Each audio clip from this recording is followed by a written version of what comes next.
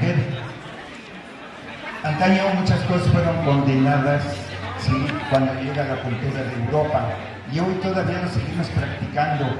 Hay que olvidarnos, ¿sí?, hay que hacerlo a un lado, hay que desaprender lo aprendido, lo que nos impusieron y lo que nos obligaron a hacer, ¿sí?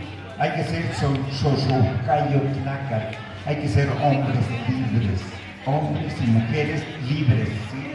Bueno, entonces, si ustedes empiezan a practicar con la palabra, también la palabra puede sanar. Hay un ejercicio que me compartió mi maestra del movimiento cósmico, doña Celsa, que dice Cualica.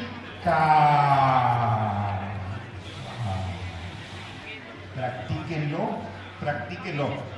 Lo vengo practicando desde 1935, que ya no era tan niño, ¿sí? Cualica. Sin querer, estás inhalando y exhalando, ¿sí? Y estás entrando al ritmo del cosmos, ¿sí? Porque si entramos al ritmo del cosmos, pues vamos a estar entonces sanos y jóvenes por siempre.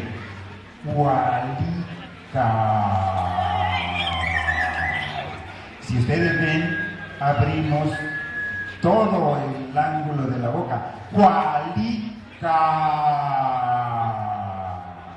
Esa es la magia de nuestra lengua ancestral, la auténtica lengua que dejaron nuestros abuelos en los pueblos, ¿sí? Y nuestros abuelos no andaban estudiando, o sea, lo que escribieron, los que vinieron y nos impusieron, los que nos hundieron, decían nuestros abuelos, in Ixtlayohualtec, que nos convirtieron en cabezas de piedra hundidos en la oscuridad. Entonces hay que liberarnos.